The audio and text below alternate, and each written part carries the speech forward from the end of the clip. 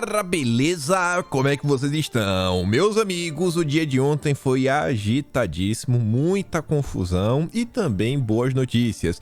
A gente já começa inclusive falando delas, até porque o Carlos Bolsonaro deu uma baita de uma resposta aí no Guanoblar, eu quero mostrar pra vocês. E um dos assuntos aí que também vem sendo bastante comentado nas redes sociais, que eu quero fazer um pequeno comentário com vocês, é a entrevista de Bolsonaro para a Fox News. Para vocês entenderem o tamanho da batalha que Bolsonaro tem que enfrentar, não só hoje, não só perante as eleições de outubro, mas que ele vem enfrentando desde, da época que ele era deputado. Enfim, muita coisa pra gente comentar nesse primeiro tema. O segundo, nossa, aí é uma chuva de boas notícias, com imagens aí que já estão rodando dos postos de combustíveis ao redor do Brasil. A redução, finalmente tá chegando ao consumidor. Isso porque a imprensa garantiu que não, que era maluquice de Bolsonaro, que o projeto de lei que é fixar um teto do ICMS não fazia nenhum sentido, que não ia fazer diferença no bolso do consumidor, enfim, estavam errados. Quero comentar sobre isso e mostrar o que é que está acontecendo no mundo, o caos que o mundo vive enquanto o Brasil vive dias de melhoras, dias de esperança, enfim, coisa bem interessante. E aí vai ter um comparativo, eu tô até ficando nervoso só de pensar. Mostrar para vocês o que está acontecendo, envolve aí energia, combustíveis, não combustível para carro, mas energia. Uma coisa que aconteceu e envolve a justiça americana, como a Suprema Corte lá mais uma vez tomou uma decisão que a imprensa da esquerda tá puta da vida. E no Brasil, o que a justiça do Brasil está fazendo? Pois bem, até adianto. Bolsonaro e o Ricardo Salles estão sendo processados. Sabe o valor da causa? 2 bilhões de dólares, que pode passar 10 bilhões de reais. A gente chega lá, no segundo tema. Terceiro tema é a eleição, aí tem muita coisa pra gente falar. O dia de ontem até a Carta Capital teve que soltar aí uma nota falando que Bolsonaro foi ovacionado, enquanto Ciro Gomes e a Simone Tebet não foram pra lugar nenhum. Só que vale a pena prestar atenção, isso não foi à toa. Essa nota não foi à toa, vocês vão entender o porquê. O Datena desistiu. Dá pra contar algumas coisas pra vocês, extras aí que não tá na imprensa. Sérgio Moro recebendo um cacauzinho de um empresário petista. Deltan Dallagnol foi lá no Pânico, falou umas groselhas. Nando Moura despirocou de vez, começou a criticar Sérgio Moro. A gente vai comentar também sobre isso. Coisas ligadas ao MBL. Enfim, um show de coisas aí pra gente comentar sobre as eleições. Uma pesquisa que Bolsonaro parece estar empatado com Lula também. Enfim, muita coisa. E no último tema, vamos falar da imprensa brasileira, Ontem surgiu inclusive até uma nota, fiquei na dúvida se era verdade ou era mentira, do Globo, vocês vão entender porque eu estou falando isso. Mostrar alguns temas também ligados à turminha da lacração, enfim, espero dar tempo de comentar tudo, nem sei se vai dar tempo de comentar o último tema, mas vamos começar.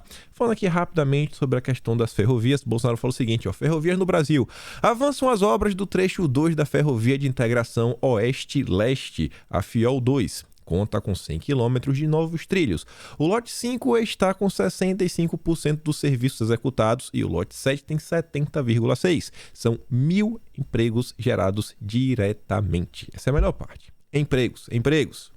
Houve também a relicitação de parte das obras do lote 6. No entanto, trecho de 18 km é executado com participação do Exército. A meta do Ministério da Infraestrutura é elevar a participação do modal na logística de transporte do Brasil para mais de 40% até 2035. E aí o Bonorinho deixa lá uma foto.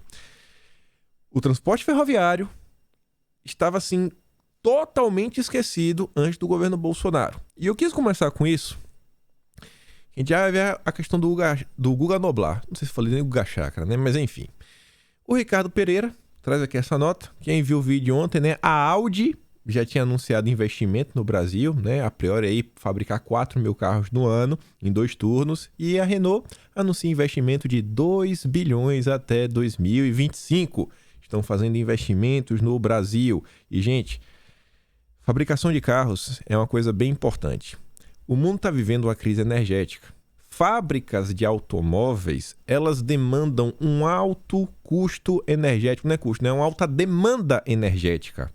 Isso daqui é um aceno falando, a gente não enxerga o Brasil como um local que pode vir a sofrer problemas de abastecimento de energia. Isso não é só o dinheiro, tem que olhar os pormenores. Eles não estão escolhendo o Brasil de forma aleatória. Mas isso a empresa não vai te falar. E aí, vejam só. Lá vem o Guga Noblar, querendo dar uma lacrada. E o que mostra que ele não tem nenhum amor pelo Brasil. E até vou mostrar depois pra vocês uma matéria da Veja. bem interessante aí sobre um cenário 2024, como o Brasil está perdido. Só que a gente disse é o seguinte, né? Ele bota lá o vídeo de Bolsonaro, querendo fazer piadinhas, fazer pouco, né, do brasileiro, falando, Jair Bolsonaro diz qual foi o grande feito do seu governo. Vamos ouvir aqui juntos, né? O que é que o presidente falou? Presidente Bolsonaro, qual o principal feito do seu governo que você considera que foi assim marcante do seu governo? Tem algumas coisas, né? Há pouco tempo você não via as cores verde e amarela por aí.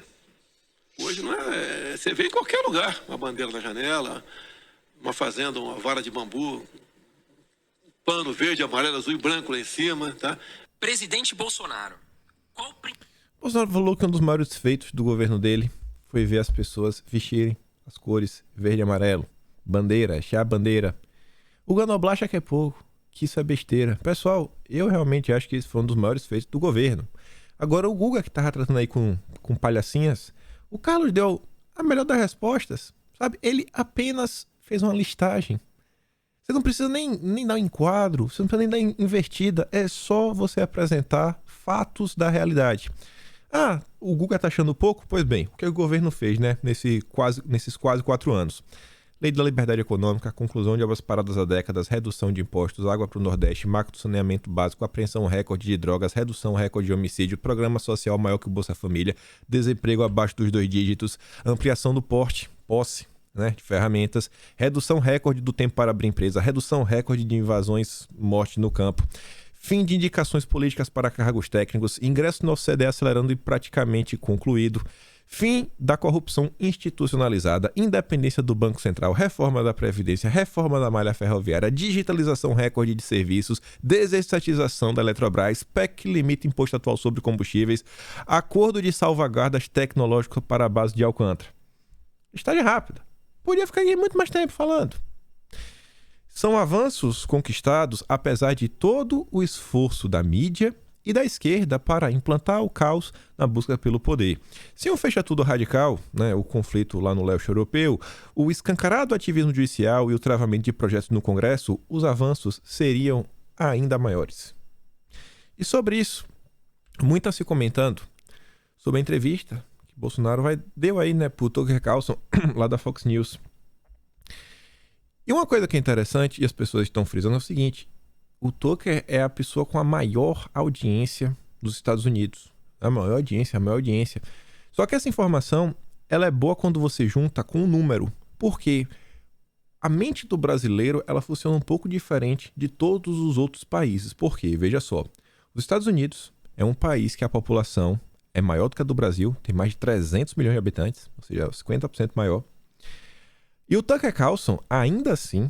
E aí você, inclusive, consegue ver quanto o brasileiro se importa, inclusive acompanhar a política do dia a dia, etc. Em média, ele tem 3,4 milhões de espectadores toda noite. É muita gente, 3 milhões de pessoas. Mas, pessoal, quantas pessoas vocês acham que assistem a Globo todos os dias? Vocês entendem que lá fora, olha só, ele é o maior de todos. A CNN tem uma média de 500, 600 mil. E, assim, com números que você vê, em tese, não são, meu Deus, são absurdos. Os Estados Unidos, com partido de direita, lá existe um partido de direita, existia um movimento de direita, um movimento conservador, de muitos e muitos anos. Então, quando o Trump chegou, por exemplo, o último presidente, não foi assim, ele veio do nada. Não, é um cara com bala na agulha. Lutando aí com a CNN, 600 mil views no dia. Bolsonaro, ele chega ao poder sem partido de direita, sem base, sem dinheiro e lutando contra a Globo. Contra a Globo. O tamanho do mercado que a Globo tem no Brasil é algo descomunal. É descomunal. Acho que nenhum país do mundo, uma única emissora de TV, tem tanto acesso e consegue, sabe, realmente emplacar tantas narrativas quanto é a Rede Globo. E Bolsonaro conseguiu se eleger. Será que o Trump, com o Partido Republicano, teria vencido no Brasil? Cara, o que é inexplicável. Assim, eu tento analisar e pensar, cara, como é que Bolsonaro conseguiu se eleger? Quanto mais eu penso, eu falo, só pode ter sido a mão de Deus. Eu falo, não, vai ser esse cara aqui. Vai ser o Brasil, vai dar certo. O Brasil vai dar certo. E essa entrevista tá dando repercussão, a imprensa brasileira tá toda chorando. Ai, que Bolsonaro falou falas extremas. Ai, porque Bolsonaro atacou isso. Você sabe como é, né? Toda aquela ladainha. E os pequenos reviews aí dos americanos mais ligados à direita, nossa, um monte de gente elogiando Bolsonaro. O pessoal falou, nossa, eu queria ter um presidente aqui como é Bolsonaro. Bolsonaro é um grande líder. A verdade tá sendo dita, né? Só compare. Imagine se Bolsonaro, né, estivesse nos Estados Unidos, com um partido republicano, com deputados de direita, com movimento de direita organizado. Meu amigo, aí Bolsonaro podia se candidatar para imperador que levava. Falando, agora virou uma dinastia. Vai ser eu até quando eu cansar. E aqui é para complementar também a fala do Carlos aí pro Guga Noblar. O que foi que o governo fez? O Rafael Lugon não só trouxe, quando ela listou aqui, ó, pelos meses. Baita trabalho, né? Você vê, ó, 2019, abril. Lei do cadastro positivo, transforma governo. Aí em junho, lei das agências reguladoras, acordo do Mercosul. Setembro, lei da liberdade econômica, revisão do contrato de cessão onerosa. Outubro, lei de telecom, reforma da Previdência. Eu vou mandar essa imagem para vocês lá no Telegram. Aí você manda aí pro seu amigo petista, seu amigo isentão, que o governo não faz nada. E aqui, ó, olha só. Vou fazer aqui um risco. Aqui começou a pandemia. E desde então, todas essas entregas com a pandemia. E agora esse ano tem um conflito lá na Europa. Outra notícia aí que a imprensa teve que dar. Tesouro vê superávit suficiente para a queda da dívida pública até o fim da década. Relatório inédito do órgão traça projeções fiscais para os próximos 10 anos. Divulgação será semestral. A Velimigo diz, seria o fim da dívida pública? Estão deixando a gente sonhar? Tesouro vê superávit, né? Quando em outros governos nós vimos isso, jamais vi a economia tão bem executada e por isso o governo Bolsonaro deve prosseguir. Não tem como discordar. E aí sobre o que Bolsonaro falou, que é algo importantíssimo, e o Guga Chakra está fazendo... O Guga Chakra, estou falando toda a minha trabalho. O Guga Noblar tentando fazer chacota. O Ricardo Rangel escreveu na Veja o seguinte: há uma grave crise sendo gestada para 2024 e ela é suprapartidária. A matéria é mais longa, só quero mostrar umas coisinhas para vocês, né? O que é que está por trás do que ele está falando. O próximo presidente herdará um país dificílimo de governar. Tá, isso aí ninguém tem dúvida, né? Principalmente se for Bolsonaro, a gente já viu. E se for Lula, isso também é uma verdade. Porque esse movimento que Bolsonaro está falando, ele veio para ficar. Essas pessoas que hoje têm orgulho do verde e amarelo, elas não vão desaparecer. Elas não vão vestir a camisa vermelha. Então Lula não vai ser como era no passado, que fazia tudo e as pessoas nem sabiam. Eu mesmo vi descobrir do sequestro da Bíblia Diniz quando Lula falou, que na época eu não era nem nascido.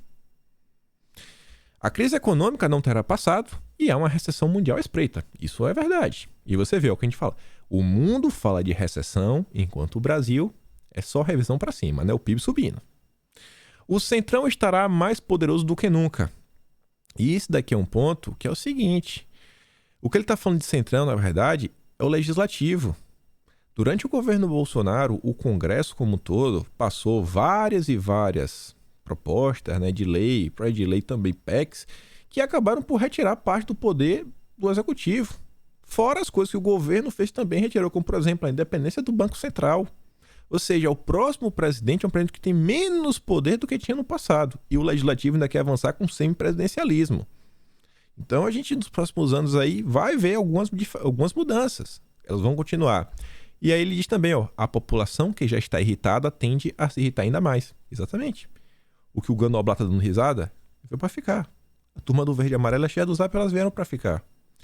E se o vencedor for Lula, terá contra si metade da população do país, a indiferença ou a desconfiança das forças democráticas é a hostilidade aberta de um bolsonarismo agressivo e desleal. Aqui ele só cuspindo e, sei lá, espumando raiva, né, pela boca. Se tivesse um mínimo de presciência, Lula estaria procurando construir com o Centro Democrático uma aliança que lhe permita governar a partir de 2023. Em vez disso, defende ideias radicais, distribui insultos, profere atrocidades e se cala a respeito de temas sobre os quais teria obrigação de se pronunciar. Aí quero falar da questão da Caixa. Eu acho que eu deveria ter dito, né, também sobre o caso da menina lá de Santa Catarina, a questão lá do bebê. O que está acontecendo também nos Estados Unidos, envolve aí, né, meu corpo, minhas regras, isso o Lula não fala. E ele coloca. Mas o mais importante é aquele primeiro parágrafo. Vamos continuar. Mais notícias positivas. A gente já tinha comentado que a taxa de desemprego tinha batido um dígito, mas agora foi o IBGE que trouxe o dado. Taxa de desemprego fica abaixo de 10% no Brasil, menor nível desde 2015. O indicador recuou para 9,8% no trimestre até maio, diz o IBGE. E Renato pergunta o seguinte, e aí? Ainda assim o benchmark da XP torce pro Barba? Por quê?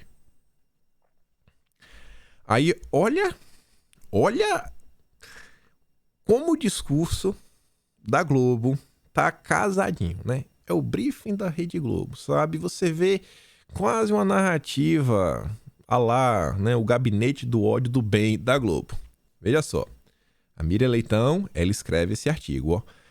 Desemprego abaixo dos 2 dígitos é bom sinal, mas queda na renda é preocupante. Aqui foi a Miriam Leitão.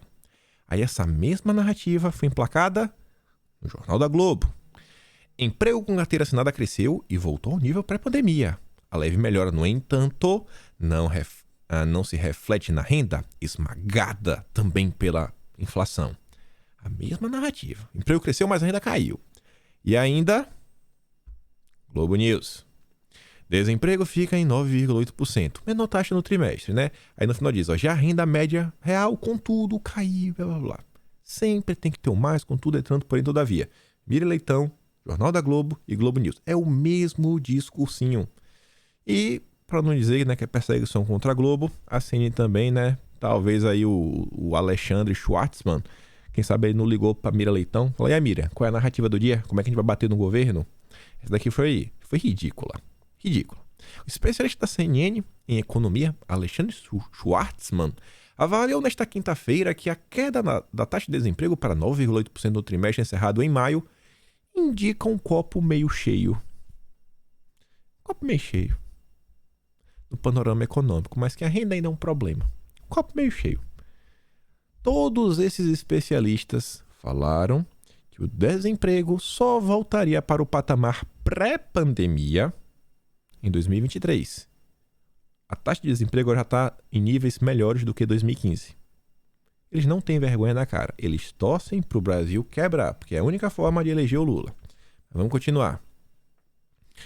Lá atrás, o Paulo Guedes falou que o Brasil iria retomar, né, em V. Bom, isso aqui para mim me parece um V, né? Para vocês também parece um V. Acho que o Paulo Guedes estava correto. E aqui é questão de brasileiros empregados. Mostrando a quantidade de brasileiros que estão empregados. Realmente retornou em formato de V. Mas a imprensa, né, vai fingir que isso não está acontecendo. O Credit Suisse, aquele banco também, né, torcedor, torce pro Lula vencer, já decretou apoio por diversas vezes, aumentou a posição aplicada em juros reais de médio prazo no Brasil, com risco de inflação mais alta, à frente passado o efeito das medidas que desoneram os combustíveis.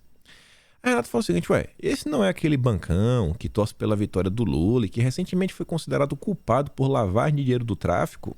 Que coisa, hein? Será que o economista-chefe desse banco se decepcionou com a geração de empregos no atual governo?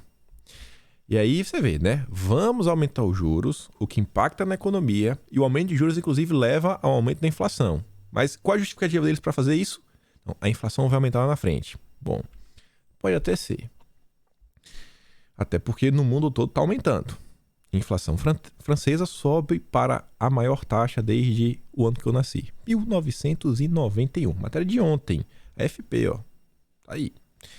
E olha só. Goldman Sachs, né, Banco Internacional, revisa a projeção do IPCA para 2022 de 9,1 para 7,5.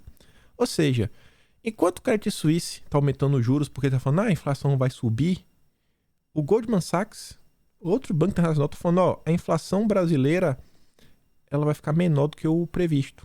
Estava em 9, a gente acha que a inflação brasileira vai ficar em 7,5. Revisou para baixo. A inflação do Brasil foi revisada para baixo. Qual a justificativa aí do Credit Suisse para tomar esse tipo de medida? Apoiar o Lula, né? É inacreditável. Sempre que eu trago você vê que esse tipo de postagem aqui, né? Essa parte de cima aqui preta, esse negócio meio um azul marinho escuro, esse TC azul. Isso daqui é um aplicativo aí que o pessoal do mercado financeiro usa, que recebe vários bullets. É da turma do Traders Club. E eu tô falando isso por uma razão. Ontem saiu essa notícia.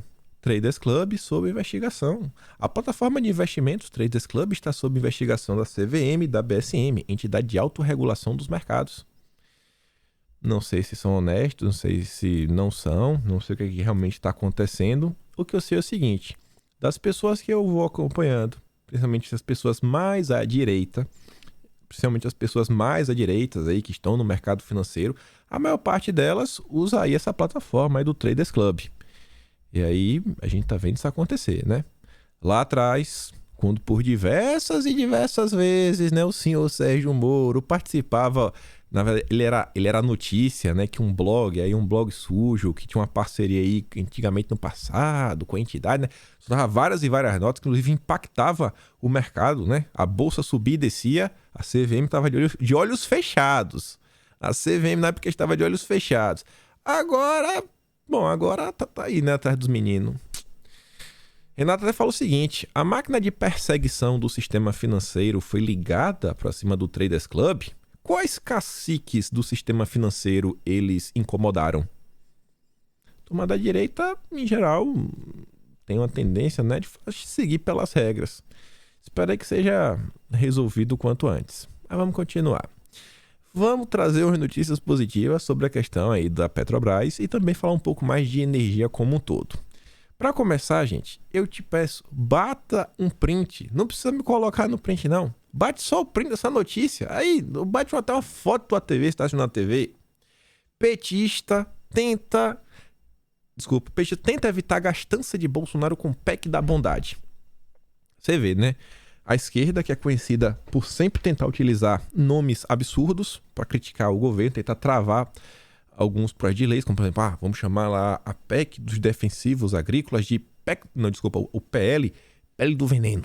Veneno. Que é para as pessoas falarem, é do mal, é do mal. Você vê que a coisa é tão boa que até a Veja teve que chamar de PEC da bondade. Por quê? Porque é um projeto de emenda à Constituição que visa aí, né, criar alguns subsídios, assistência para a população que mais precisa. E quem está jogando contra o povo, mais uma vez, o PT. O mesmo PT que foi contra a redução do ICMS, jogou contra a PEC da bondade. Ou seja, o PT é o malvado. Esse é o PT. O que é que essa PEC aí visa? Já mostro. Ela, mesmo com o PT jogando contra, foi aprovada em 2 turnos ao longo do dia de ontem. E aí a Tsuko trouxe aqui esse pequeno resumo. Só vou ler aqui o que está em azul, e aí você dá para entender. Auxílio Brasil, ou seja, vai ter mudanças no Auxílio Brasil. Uma delas vai aumentar de 400 para 600 durante um período. Auxílio Gás dos brasileiros, né, que é a questão do Vale Gás. A cada 2 meses vai receber um auxílio para comprar gás. Auxílio para os caminhoneiros, é a história lá do voucher de R$1.000 para os caminhoneiros autônomos, blá blá. Auxílio para taxistas também, uma espécie de subsídio aí para gastar com combustível, etc. Programa Alimenta Brasil, que é para comprar alimentos para as famílias que estão passando por insegurança alimentar. Créditos por etanol, gratuidade para idosos. Esses são os itens da PEC que o PT tentou barrar através do senador Jean Paul Prats, segundo a revista Veja.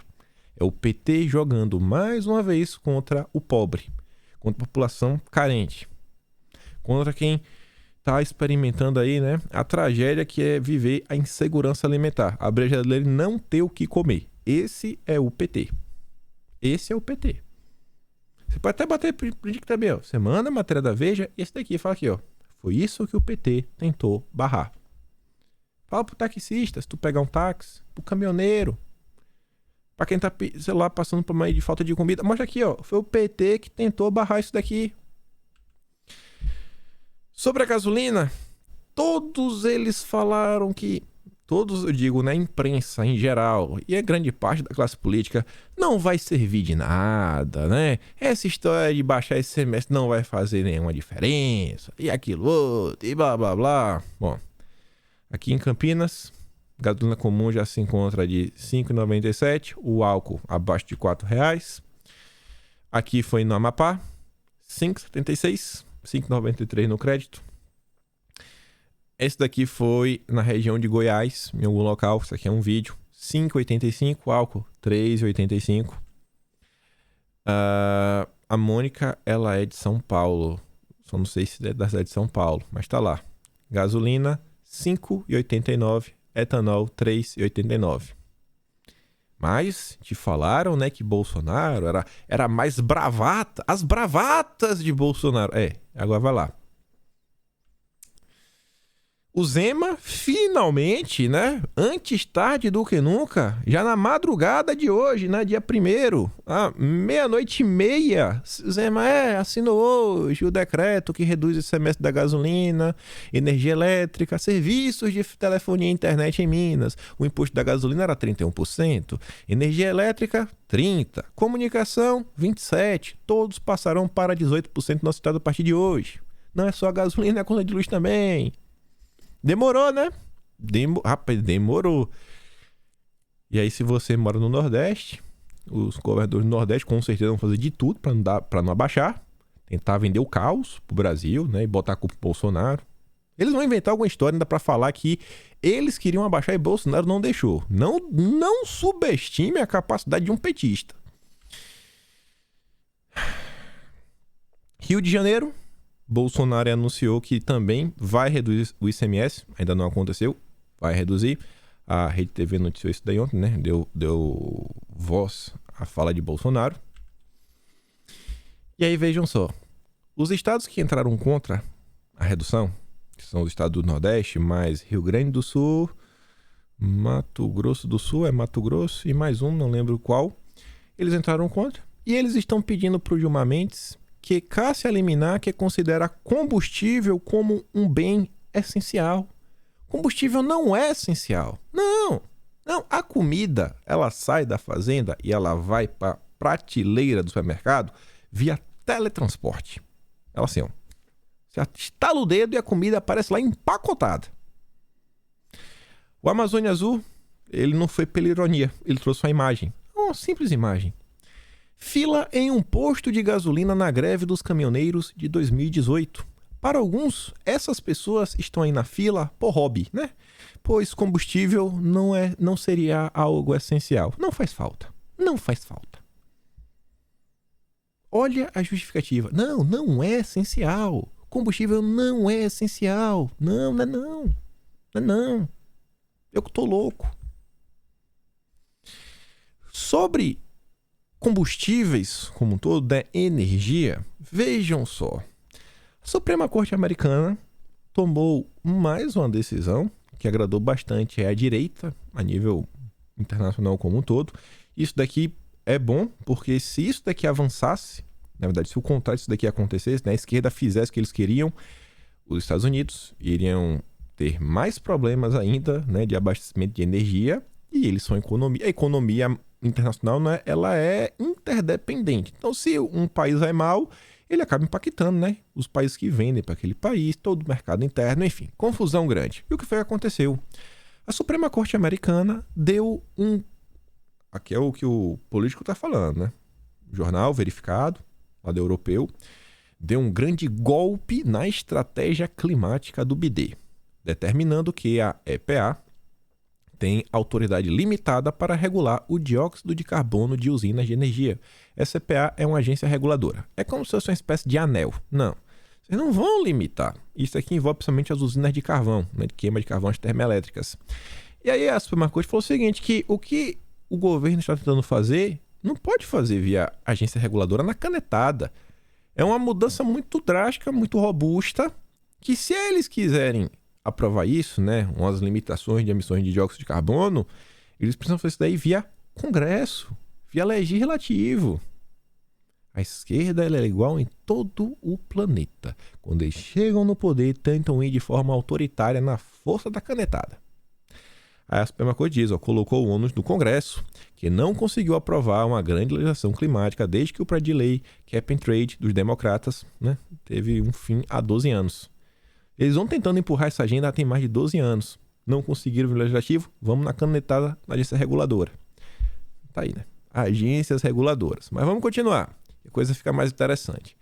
Aí vem o Obama chorar, aqui já está traduzido, né? Ele falou o seguinte: nenhum desafio representa uma ameaça maior ao nosso futuro do que um clima em mudança. Todos os dias estamos sentindo o impacto das mudanças climáticas e a decisão da Suprema Corte hoje é um grande retrocesso. É um retrocesso? E aquela história que não se questiona? Isso daqui está me parecendo um ataque às instituições. A decisão 6-3 é um golpe para a autoridade da EPA para regular as emissões de usinas de energia, abrindo caminho para desmantelar algumas das disposições mais impactantes da lei do ar limpo. Um monte de ladainha. A mudança climática não é mais apenas sobre o futuro que estamos tentando proteger para nossos filhos ou netos. É sobre a realidade com a qual estamos vivendo agora. Ou a gente muda agora, o mundo vai acabar. Né? Aquele discurso catastrófico. Mas sabe por que eu trouxe essa fala do Obama? Não é para mostrar a hipocrisia da esquerda em relação ao judiciário, não. É para mostrar a hipocrisia do Obama perante ele mesmo. O Washington Times, bem conhecido, ali o título em inglês, título traduzido: Obama leva crédito pelo boom do petróleo e gás nos Estados Unidos. Fui eu. Aí a matéria falava, a matéria de 2018. Obama assumiu mais uma vez o crédito pelo boom de petróleo e gás dos Estados Unidos. Embora os críticos tenham notado que na quarta-feira, né, que o aumento na produção ocorreu apesar de suas políticas. Obama disse à plateia de gala, num evento aí em Instituto Baker da Rice University, que estava extraordinariamente orgulhoso dos acordos de Paris, antes de dizer: sei que estamos no país do petróleo e precisamos da energia americana. Abre aspas. Você nem sempre saberia, mas aumentava a cada ano que eu era presidente. Quando os Estados Unidos estavam produzindo cada vez mais gás, produzindo cada vez mais petróleo, combustíveis fósseis, fui eu, Eu que estou produzindo combustível fóssil, é por minha culpa. Eu boto para lá. Aí agora, que a Suprema Corte derruba, né? Não, vai poder utilizar realmente combustível fóssil. Isso é um absurdo. Não pode. Só pode quando ele no poder. Quando ele sai do poder, não pode mais. E no Brasil, se a Suprema Corte americana tá aí, né, falando, cara, a gente não pode ficar sem energia. Não pode, não tem como sobreviver sem energia elétrica. No Brasil, a nossa justiça, o Ministério Público, cobra até 2 bilhões de dólares de Bolsonaro e o Salles, porque pelo fim do fundo da Amazônia. Aquele fundo que os noruegueses e alemães depositavam um dinheirinho, né? E usava né? Que no final do dia a gente ficava perguntando, como esse dinheiro estava sendo usado? Será que estava realmente protegendo a Amazônia ou financiando ONGs ao redor do Brasil, né? Como que esse dinheiro estava sendo usado? Uma boa pergunta. Aí agora, a culpa é de Bolsonaro. A ação encaminhada ao TCU cobra a responsabilização de Bolsonaro e Salles. A culpa ainda é desses dois. Olha a inversão das... É o Brasil. O Brasil, ele é intancável, como o pessoal gosta de brincar na internet. Se eu fosse Bolsonaro, vai, multa aí, vai. Cobra a dívida. Tem nem como pagar. Pode passar aí 20, 30, não tem como pagar. Vai passar 20 gerações, não tem. É impagável um negócio desse daí. 2 bilhões. Sabe, até o valor é absurdo. Você falar, de onde que vai tirar esse dinheiro? É só pra gerar matéria, pra imprensa? E o nosso Brasil ainda tá tendo um debate, vários debates lá em Portugal, né? Os juristas brasileiros adoram debater em Portugal. E aí, no Fórum Jurídico de Lisboa, né? O 10º Fórum Jurídico de Lisboa, o Bandeira de Melo, não é a Bandeira de Melo, não é o nome do cara mesmo, é Bandeira de Melo, né? Esse senhor, o Melo fala de robô gerindo processos e crédito de carbono. O conselheiro do CNJ comentou sobre o avanço da digitalização no judiciário, citando o robô que consolida as bases de dados processuais, Isso daí não vejo com tanto problema, mas tem alguns pormenores, mas enfim. E sobre a atuação do CNJ no mapeamento de propriedades essencial para emitir créditos de carbono. O Brasil está preocupado com os créditos de carbono. Enfim, né? Vamos seguir avançando. Eu queria botar duas notícias juntas. Essa e a que vai vir depois, mas não coube em tamanho agradável, né? Para ler com os olhos. Mas uma vai complementar a outra. Primeiro vem a Reuters falar que 2/3 dos gestores, ou seja, as pessoas que tomam as decisões lá nos conselhos, gestores de fundos europeus, estão considerando interromper o lançamento ou distribuição de produtos que não cumprem os padrões ESG. Se não for ESG, a gente não vai lançar. Aí junta com essa notícia. A Amazon restringe produtos arco-íris nos Emirados Árabes.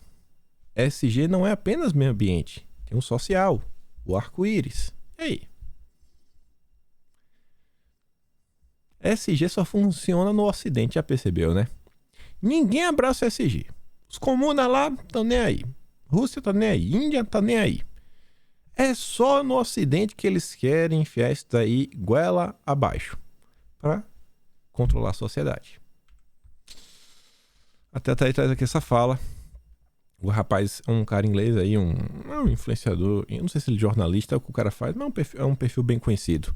A arroba do cara é Junk Science, o nome dele. Ele fala o seguinte: o ESG é um esforço comunista para contornar os processos democráticos a fim de impor padrões arbitrariamente determinados ao sistema de livre iniciativa com o objetivo de sequestrar corporações para fins políticos. Resumiu bem, né? A fala complexa, mas já comentou tanto, você vê. Exatamente, esses gestores que estão lá, eles sequestram todo o mercado através das votações dos conselhos, que os grandes fundos, né, compram a participaçãozinha de cada empresa para poder sair arbitrando tudo do jeito que eles querem. E vamos falar de eleição, né, que ontem também foi um dia com muita emoção, muita emoção. Só essa notícia aqui, no primeiro momento eu achei engraçado, mas sempre tem um mas. A Carta Capital fala que Bolsonaro é aplaudido de pé em evento com empresários.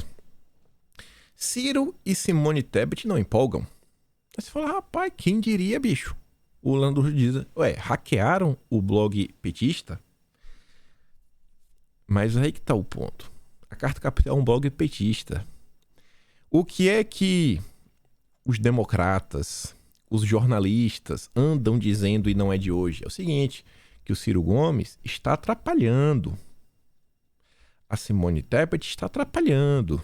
E o Lula? Bom, o Lula tem que conversar para criar uma ampla frente, né? A frente democrática, a frente ampla. Quando a Carta Capital diz que o Ciro e a Tebet não empolgam, eles estão tentando jogar areia no caminhãozinho aí do Ciro Gomes, né? Fala, vamos jogar água aí, vai. É isso que eles querem fazer. Eles querem, sabe, dilapidar a candidatura do Ciro e da Simone Tebet para desistirem. E aí tentar trazer todo mundo pro barquinho do Lula. Quem é que lê a Carta Capital? Só a esquerda. É pro cara que lê a Carta Capital, o comunista, é falar, pô, o Ciro Gomes tá atrapalhando, bicho. Pô, o Ciro Gomes não vai pra lugar nenhum. E até o cara que ia votar no Ciro Gomes falar, pô, eu gosto do Ciro, mas o voto útil não vai sair pra nada. Vou votar logo no Lula, né? Porque eu vou ter que votar no segundo turno, vou votar logo no Lula. Votar logo no Lula. É isso aí. É isso aí. Esse é o objetivo da Carta Capital. Não é, sabe, tirar onda com o Ciro. Quer dizer, é tirar onda com o Ciro Gomes. Mas é falar com a esquerda. Falar para dar um direcionamento. Mas vamos continuar. Eleição Lula-Bolsonaro.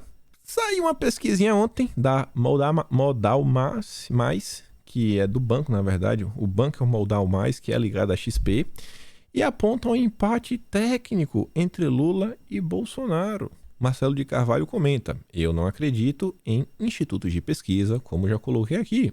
Mas creio que para não passar o vexame da eleição passada, já começaram a corrigir para mostrar a verdade. O único que não vai corrigir, vai tentar enganar até o fim, é o datafraude. Não sei quem ele se refere quando diz datafraude. O que eu sei é que a única emissora de TV que eu vi que comentou sobre isso Rede TV. Lula e Bolsonaro aparecem em empate técnico segundo pesquisa.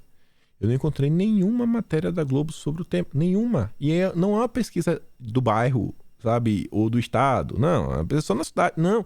É uma pesquisa a nível nacional. Bonitinha. Conformando o figurino. Instituto, né? Certinho. Registrado no TSE. E ninguém comenta. A Globo tá caladinha. O William Bonner tá se fazendo de cego. E aí você vê, ó. Estimulada. Os candidatos, pô, escolhe aí. Lula, 38,9%. Bolsonaro, 37,6%. Eu ainda não acredito que isso é verdade. Não acredito. Agora, entre essa e a Datafolha, que diz que o Lula tá 21 pontos na frente, é duro, hein? A Datafolha é duro de acreditar. É duro de acreditar. Enfim. Tá aí. Tá aí. A Globo não vai comentar. Também não vi nada na Folha de São Paulo. Até a Veja aqui anda comentando. Também não vi. Teve ou não teve? Agora tô na dúvida. Tô na dúvida se a Veja comentou ou não. Eu acho que não. E aí, Bolsonaro estava ontem em Campo Grande, em Mato Grosso do Sul. Temos imagens? Temos imagens. Vamos ver. Vamos ver. Vamos ver. Cadê? Tá aqui. Tá aqui. Bonitinho. Aqui assim. Pá. Tirar o som, obviamente, né? Porque nunca se... Deixa eu só ver aqui a coisa. Certificar. Pronto. Tá aqui. Você sabe se tem música no meio do caminho, né? Música não pode. Tá aqui Bolsonaro andando. Você vê a aglomeração. Por mais que eu vá aí, continua a galera. Lá vai ele. Louco, furioso como sempre. Junto com a Tereza Cristina. Aqui a Flávia. A Flávia, acho que ela mora lá em Mato Grosso do Sul. Então ela participou da motociata, né? Que ela tá filmando. Quantidade de motos. Ela passa 1 minuto dirigindo. E ainda assim tem moto. O carro não para. E é moto. A moto continua e continua tendo moto. Aqui o Van Garten colocou o vídeo. Lá vai Bonorinho. Uma multidão de pessoas. Enquanto o Lula está escondido. E não vai aparecer. O Lula vai ficar escondido até acabar as eleições. E ainda tem aqui também. Sendo filmado, né, no carro que vai na frente da motociata. E lá vai Bolsonaro passando na rua. Mas enfim, né? Esse é o cara que perde pro Lula em todos os cenários. Perde até pra Simone Tebet. Mas vamos lá. Eu vi um comentário. Quis trazer em vídeo. O François Costa. Ele é um sacerdote, né, um padre. E não trata de política. Mas, no panorama atual do Brasil, todo mundo já sabe em quem um padre católico, conservador e tradicional como ele vai votar, né? Aí dá uma risadinha. Amo a verdade e a liberdade. Se você for votar em outro, problema é o seu. Tá falando dele. Eleições. O Datena desistiu. Teve algo que foi interessante, que ontem de manhã o Bolsonaro até falou sobre o Datena, né, etc. E o Datena, quando desiste, ele agradece ao apoio recente de Bolsonaro. Então podemos esperar aí, né? Acho que se o Datena tiver que fazer algum aceno, espero pelo menos que seja Bonorinho, né? Que ele lembre todo o apoio que ele recebeu. Ele fala, em primeiro lugar, eu queria deixar a minha palavra aqui de carinho para com o presidente, que hoje de manhã deu uma declaração que tinha me escolhido como senador. E foi isso mesmo que foi acordado. Então tá aí. Datena desiste. As conversas que o Datena iriam desistir já tinham ouvido há muito tempo. E a coisa está tão assim meio certa que o Datena ia desistir, que de nomes que estão tentando aí se cacifar para ser o candidato de direita, de nomes assim que estão realmente já se movimentando há um tempo, algumas semanas, eu sei de 2. E esses 2 não estavam aparecendo até então nos noticiários. Não vou falar os partidos. Bom, o nome que está tentando se classificar é do Republicanos. Esse estava assim na estratégia do jogar parado. Tem outro nome, mais ligado, não é do Republicanos. É um cara que tem uma proximidade com o Bolsonaro de um certo tempo. É um cara que a história dele política tem alguns caminhos que se encontram com o Bolsonaro. Também está tentando emplacar o nome dele. Esperar para ver, né? Não serei eu que falar, é esse, vai ser esse daqui. Deixa a turma grande aí se resolver, mas a coisa tá andando. Nos bastidores, assim, pediram apoio de pessoas. Pô, me apoia aqui, o Datena vai desistir. Acho que dá para mim levar o Senado. Eu preciso de apoio, preciso de força, preciso de base. E precisa também, né, ser escolhido. Fala, não, eu não sei como é que vai escolher. Se vai ser uma reunião entre Bolsonaro, Tarcísio, os partidos, etc. Fala, não, vai ser aqui, aquilo, outro. Mas tá aí.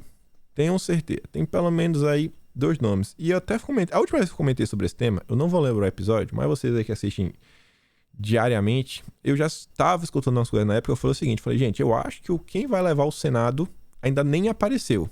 E eu falei com base nas coisas que eu andava ouvindo. Então tá aí. Vamos esperar os próximos dias aí para ver quem vai ser o cara apoiado aí por Bolsonaro. Então, quem que.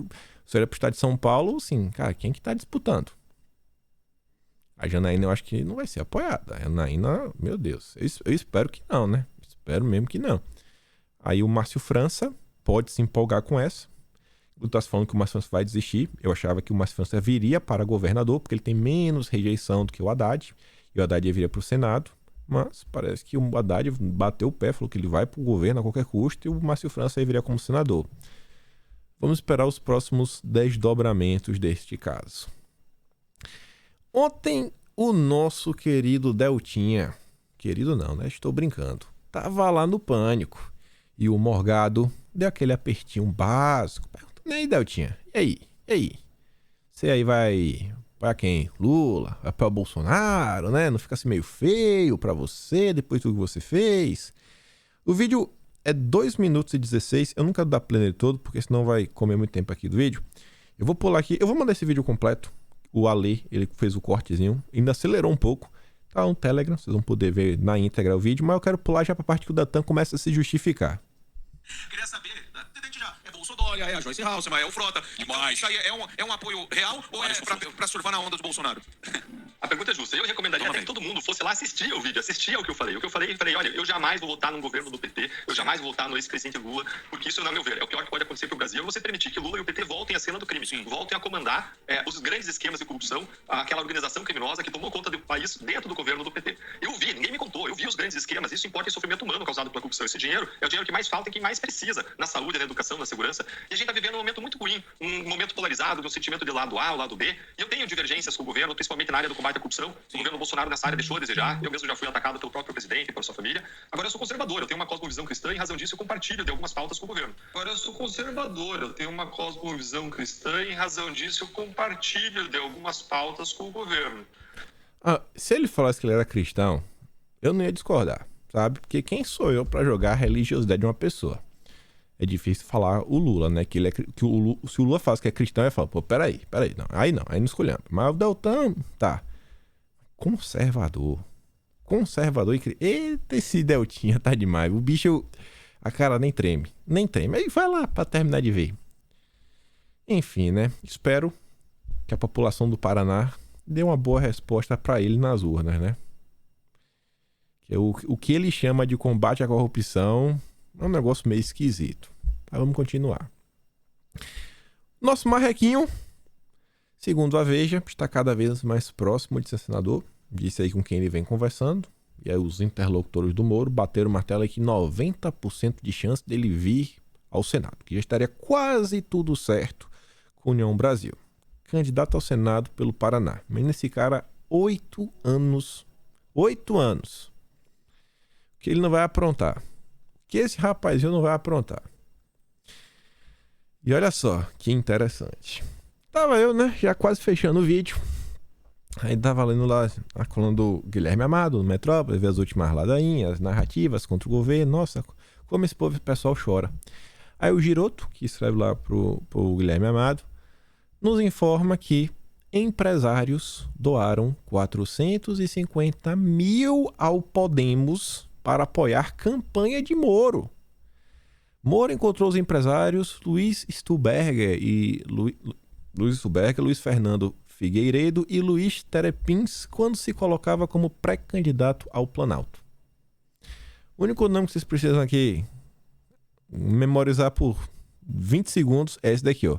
Luiz Stuberger. Quem é esse senhor? É um empresário petista.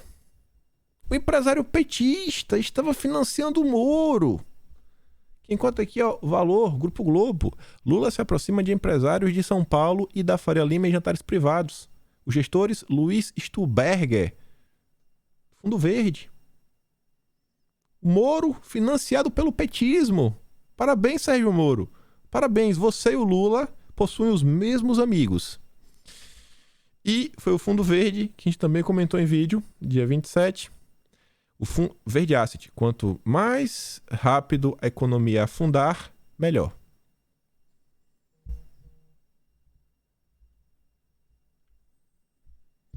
E Sérgio Moro comenta sobre essa turma. Vamos ouvir o Sérgio Moro, né? Nando Moura comentando sobre o Sérgio Moro. Moro, você está mais perdido do que o mamãe falei levando surra na rua. Irmão, faça o seguinte, larga esta porra de política, vai embora. Vai embora, vai lá trabalhar na Álvares em Marçal, que acabou, mano. Quando você teve aquela decisão, tudo bem, a gente sabe que essa galera de partido é tudo um bando de canalha mesmo. Álvaro Dias, aquela outra lá, como é que é? Renata, sei lá, Renata Abreu, sei lá que porra do tipo. Mas a partir do momento que você vai e aceita ser o mordomo de um cara que constou na lista da Odebrecht, que é o Luciano Bivar, acabou, meu irmão. Acabou, teu apoio orgânico acabou. Acabou. Acabou. Você vem de São Paulo, você merece levar.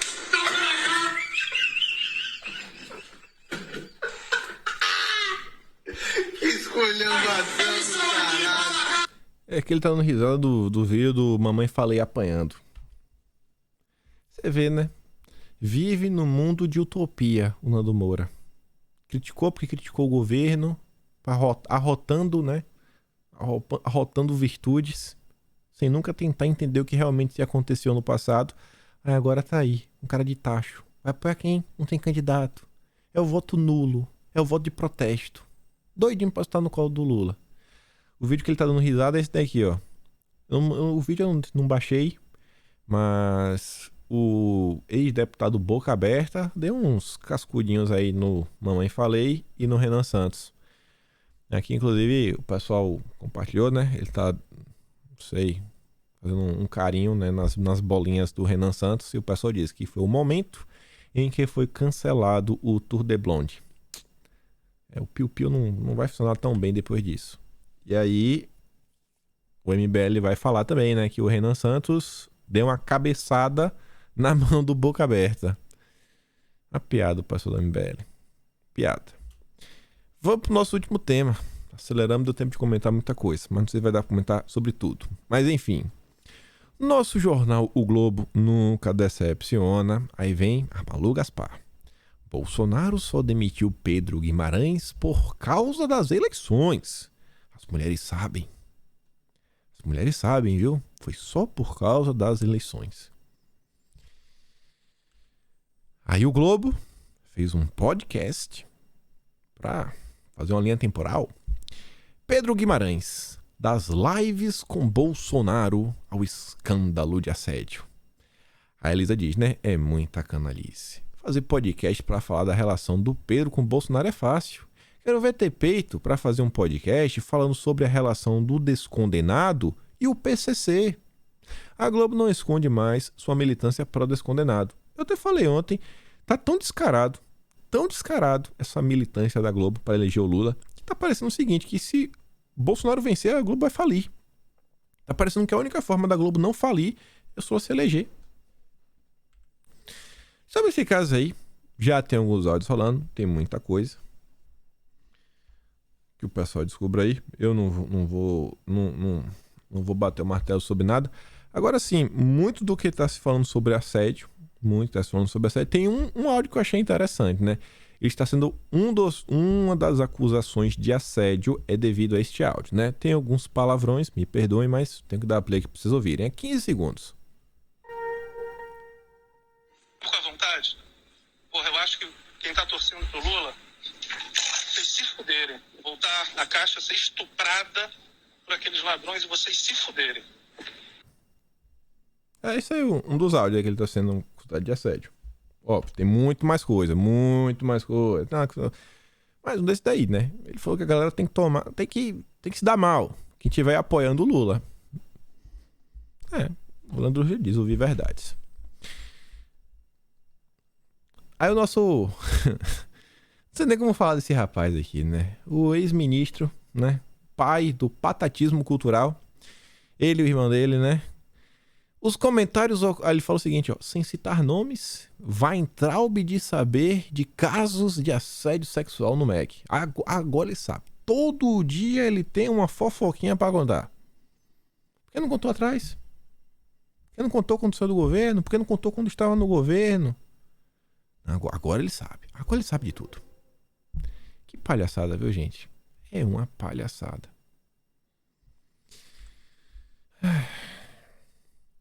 Falando em palhaçada, né, tem aqui o Pacheco também sobre a CPI, né? Dia 5 que deve ter uma resposta se vai ou não sair do papel. Mas segundo aqui a Jovem Pan, o presidente do Senado, Rodrigo Pacheco, planeja unir duas CPIs em uma. A do MEC e a CPI das obras paradas. Bancada comenta sobre o fato. Eu realmente espero que, caso o Pacheco abra uma CPI, que pelo menos ele também, né, dê prosseguimento a alguma das várias CPIs que os governistas já apresentaram no passado, como, por exemplo, a questão das ONGs na Amazônia, né? Seria bem interessante, muito interessante. Enfim, vamos esperar para ver, né? Vamos acompanhar e também ver como é que vai ser a composição da CPI, que a gente comentou um pouco esses dias.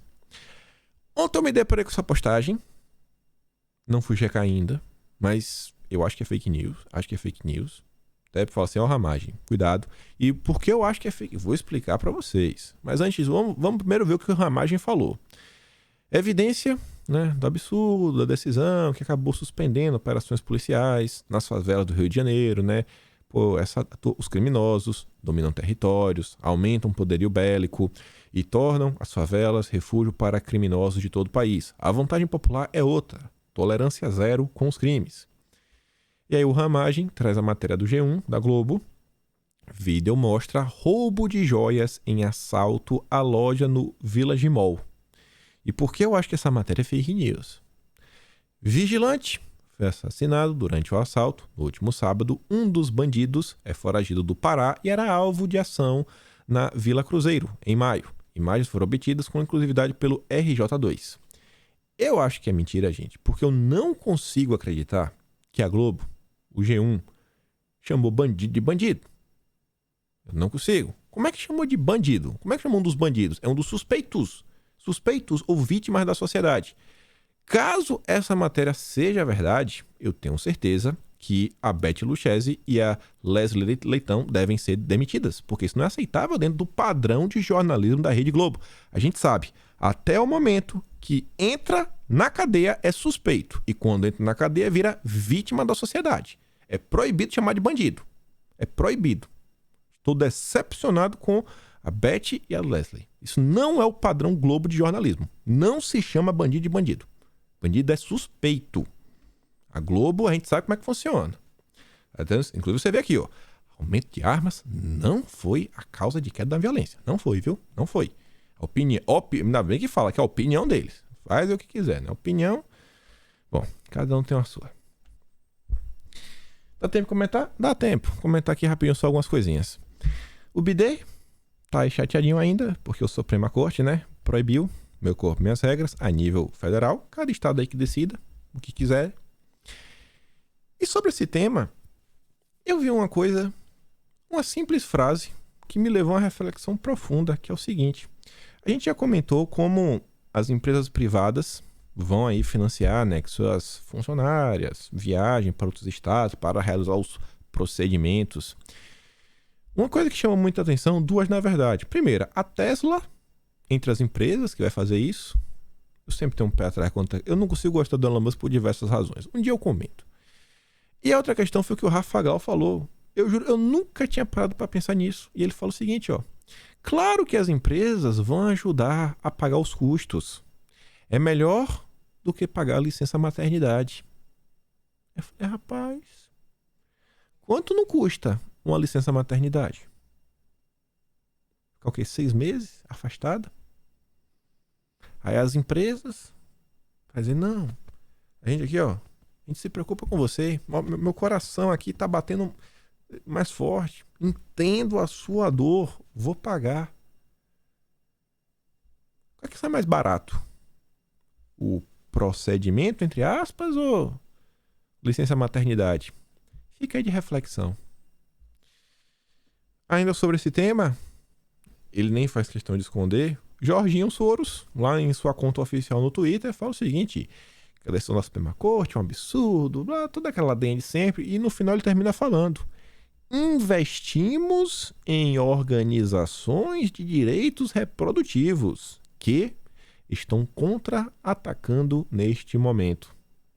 Aqui no Brasil, Jorginho também financia várias e várias ONGs, institutos, pessoas. Então a gente vê várias jogadas políticas aí da esquerda ao redor do Brasil. Quantas não tem dedinho do Jorginho? Quantas não tem? E fala assim numa boa, né? Não, estamos lutando pelos direitos. Meu Deus do céu. Um instituto, inclusive, que o Jorginho ajuda é a ONG Artigo 19. Não é a primeira vez, é uma coisa que eles vêm fazendo de forma anual. É a ONG que sempre solta um relatório mostrando como a liberdade de expressão está sendo ameaçada no Brasil. Como Bolsonaro atacou jornalistas mais de 200 vezes, blá, blá, blá, blá, blá. A matéria que a gente trouxe no vídeo ontem, que falava que a liberdade de expressão no Brasil está caindo, e era da Folha de São Paulo a matéria, tinha foto de Bolsonaro. Quem fez aquele estudo foi a ONG Artigo 19. E o Leandro Rocha tinha comentado sobre isso aí. Ele fez uma thread mais comprida, eu só lembrei, falei, vou botar aqui, vou falar do Jorginho, só para relembrar a galera. Isso aqui a gente comenta depois, tem a ver com Lula, as besteirinhas e etc, também da lacração. A gente fica por aqui porque a gente já bateu 1h02. Compartilha esse vídeo, vai lá no Telegram, pegar os vídeos aí do vídeo hoje. Acho que até esqueci de mandar os vídeos do vídeo ontem, tava muito corrido. Ontem atrasou, a plataforma demorou para renderizar. Não, foi culpa minha. Sempre tento entregar os vídeos às 8h15, 8h30. E é isso. Fico por aqui. Se gosta do meu trabalho, pode me apoiar pelo Patreon, link na descrição, botão de valeu, botão de membro, mas compartilhe esse vídeo com seu amigo isentão, principalmente ele, que ainda não decidiu o voto. E volta amanhã. Fui, meus amigos.